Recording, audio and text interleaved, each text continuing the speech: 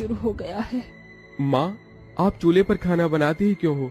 हमने आपको कितनी बार मना किया है, लेकिन फिर भी आप मानती नहीं। अगर माँ की इतनी फिक्र है तो तुम पांचों शादी क्यों नहीं कर लेते? घर का काम, सिलाई का काम मेरे लिए अब इस उम्र में सब करवाना संभव नहीं है। कब से कह रही हूँ, जब तक जिंदा हूँ पांचों बहुओं की शक्ल दिखा दो, लेकिन तुम पांचों हो कि शादी करने को राजी ही नहीं होते। अब क्या मेरे मरने के बाद शादी करोगे? अरे माँ, ऐसा मत कहो। आपको तो हमारी भी उम्र लग जाए। आप यही चाहती हो ना कि हम पांचों भाई शादी कर लें? तो ठीक है, आप जिससे कहोगे हम उससे शादी कर लेंगे, वो भी जल्द से जल्द। सच्ची? ये तो बहुत अच्छी बात है। मैं आज ही पंडित जी से कहकर तुम पांचों के लिए लड़कियां ढूंढवाना शुरू कर देती हूँ और जल्द से जल्द तुम पांचों की शादी कर देती हूँ। फिर मुझे अपने पोता पोती के साथ भी तो खेलना है। दुर्गा पंडित जी से बात कर अपने पांचों बेटों के लिए रिश्ता ढूंढती है और उनकी शादी करवा देती है। दुर्गा की 5 बहुएं घर की सारी जिम्मेदारियों को संभालती हैं और सबका अच्छे से ख्याल रखती हैं। लेकिन दुर्गा की दोनों छोटी बहुएं भूमि और अपर्णा थोड़ी नए ख्यालात की होती हैं, जिसके चलते उनकी ख्वाहिश भी ज्यादा होती है। मैं आपसे कब से कह रही हूँ कि मुझे वो बनारस वाली साड़ी दिला दीजिए, लेकिन आप हैं कि हर बार मुझे मना कर देते हैं। भूमि, तुम तो घर के हालात जानती हो ना।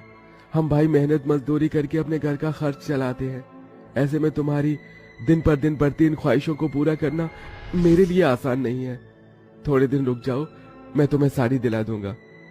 फिलहाल तो मैं काम पर जा रहा हूँ। जब से शादी करके आई हूँ तब से रुकी हुई तो हूँ। वहीं दूसरी तरफ तुम्हारी ये रोज रोज की किचकिच से मैं परेशान हो चुका हूँ और मुझे घर का खर्चा भी देखना होता है। ऐसे में मैं तुम्हारे लिए तुम्हारे इन महंगे सामानों को कहाँ से लेकर आऊंगा?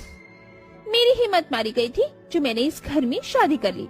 अब सबकी सब पुराने ख्यालातों के हो, इसके चलते मुझे परेशानी होती है। अरे टीवी ही तो लाने को कहा था, वो भी आपसे लाया नहीं गया। दुर्गा अपनी दोनों छोटी बहू की आदतों से अच्छी तरह वाकिफ थी। कहीं न कहीं दुर्गा को भी अपनी दोनों बहुओं के लिए बुरा लगता था, लेकिन वो भी जानती थी कि ये सब करना उसके बस की नहीं है। दुर्गा सिलाई का काम करती थी और सिलाई के मिलने वाले पैसों को जोड़ के रखती थी। ऐसे ही 1 साल बीत जाता है और दुर्गा की 5 बहू की शादी की पहली सालगिरह होती है। माँ जी, हमें आशीर्वाद दीजिए ताकि हम सदा सुहागन रहें। मेरी बहुओं, मेरा आशीर्वाद तो सदा तुम पांचों के साथ है। अब जल्द से जल्द मेरे सोने आंगन को बच्चों के किलकारी से भर दो। और हाँ, ये लो, मैं तुम पांचों के लिए अपने हाथों से गर्मा गर्म इमरती बनाकर लाई हूँ। माँ जी, ये सब तो ठीक है, लेकिन हमारी सालगिरह का तोहफा कहाँ है? अपर्णा बहू, मेरे पास इतने पैसे नहीं थे कि मैं तुम पांचों के लिए तोहफा ला पाती, लेकिन मैं तुम पांचों से वादा करती हूँ कि तुम पांचों के लिए मैं कुछ खास लेकर आऊंगी। लेकिन क्या माँ जी, आप क्या ही हमारे लिए लेकर आओगी? आप तो ठहरी पुराने ख्यालातों की। जो भी लाओगी अपनी तरह पुराना ही लाओगी। भूमि, क्या यही तमीज है माँ जी से बात करने की? भाभी, आप तो चुप ही करिए। आप तीनों को आता होगा एडजस्ट करके रहना, हम दोनों से ये नहीं होता। इतना कहकर अपर्णा भूमि वहाँ से चले जाते हैं।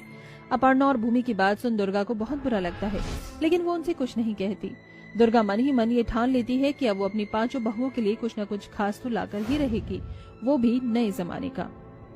माँ जी, आप कब से सिलाई करने में लगी हुई हैं? ये लीजिए, थोड़ा खाना खा लीजिए। खाना खाने बैठूंगी तो काम कैसे पूरा कर पाऊंगी? एक काम कर, तू मेरे लिए 1 कप चाय बना दे।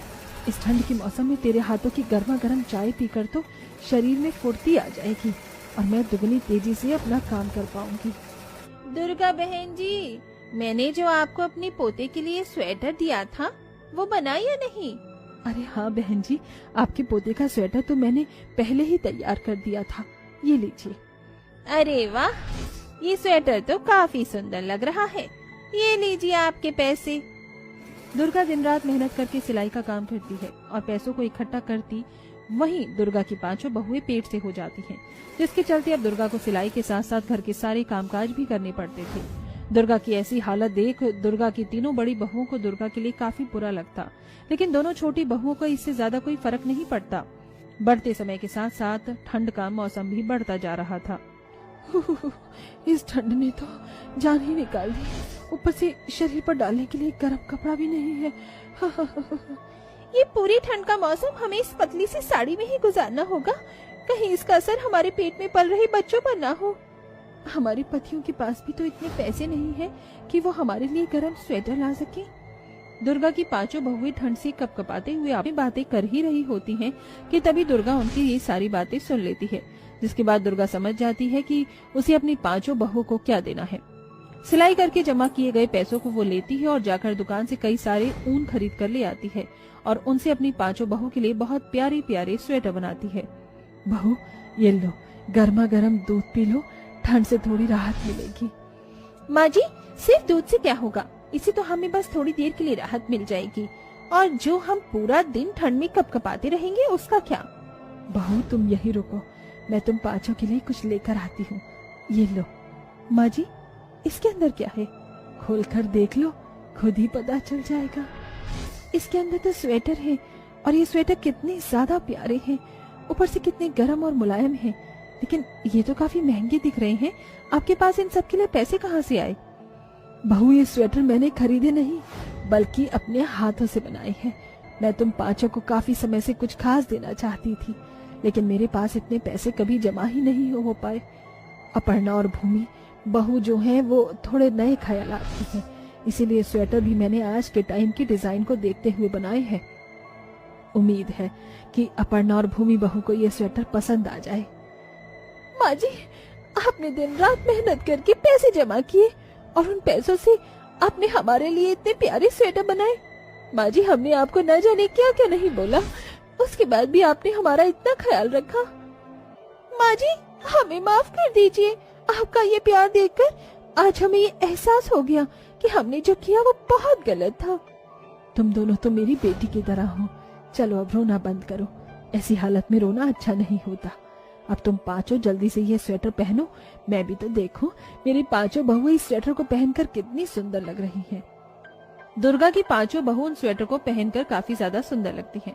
दुर्गा की पांचों बहू को जब दुर्गा के पड़ोसी उन स्वेटर को पहना देखते हैं तो तुम पांचों के ये स्वेटर काफी ज्यादा सुंदर लग रही हैं। कहाँ से खरीदे तुम पांचों ने ये स्वेटर? ये स्वेटर हमने कहीं से खरीदे नहीं, बल्कि ये स्वेटर तो हमारी माँ जी ने अपने हाथों से बनाए हैं। क्या सच में ये स्वेटर तुम्हारी सास ने बनाए हैं? तुम्हारी सास ने तो काफी अच्छे स्वेटर बनाए हैं, उनसे कहकर हमारे लिए भी स्वेटर बनवा दो ना। इसके लिए हम तुम्हें मुंहमांगी कीमत देंगे। अपनी सास के बनाए हुए स्वेटर की इतनी तारीफ होते देख पांचों बहुएं बहुत खुश होती हैं।